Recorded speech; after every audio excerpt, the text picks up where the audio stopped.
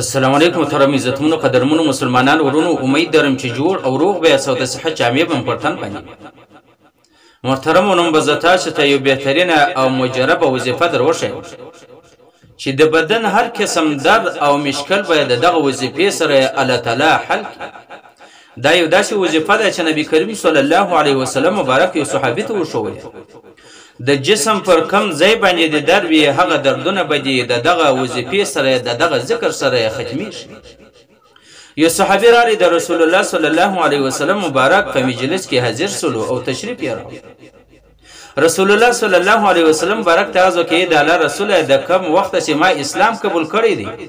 زما په بدن کې دردونه اوړي او دغه د بدن دردونه مې نه ختمیږي یعنی کله مې پر سر درد وي کله مې پر غاښ درد وي کله مې پر غاښ باندې درد وي کله مې پر وژه باندې درد وي کله مې پر پنډۍ باندې درد وي کله مې پر ګرده باندې درد وي کله مې پر سینه درد وي کله مې پر ملا باندې درد وي کله مې پر پښو باندې درد یعنی دغه دردونه زما په بدن کې اوړي د بدن مې نه ختمیږي کله پر یوه ځای باندې درد کله پر بل ځای باندې درد دغه دردو ډېر پریشانه کړی نو نبی کریم صلی الله علیه وسلم مبارک دې صحابي ته وفرمایل چې پر کم ځای باندې درد وي پر هغه باندې به راستلاس کښېږدي بیا به درې وارې بسم الله الرحمن الرحیم ووایه دغه سمابات کې به ووایه دا کلمات ووایه اعوذ بعزة الله وقدرته من شر ما اجد واحاذر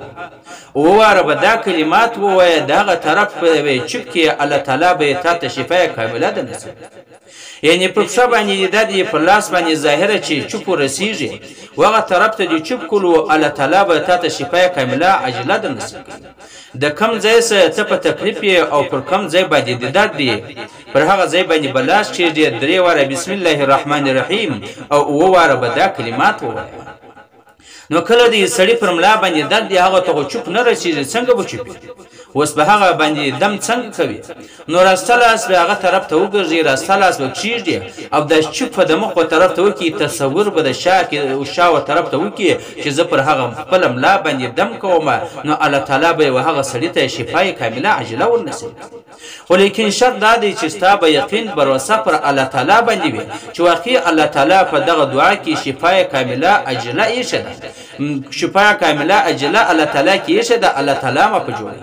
نن چې موږ یقین بروسه پر دعاګانو باندې نسته پر قرآن کریم نسته پر ډاکټرانو مې یقین او بروسه دی همیشه د ډاکټرانو طرف ته روان یو د حکیمانو طرف ته روان یو په زرهاو باندې پیسې ورکوو ای محترمو مسلمانانو ورونو یوه روپۍ به دې د جیبه هم نسي ولاړه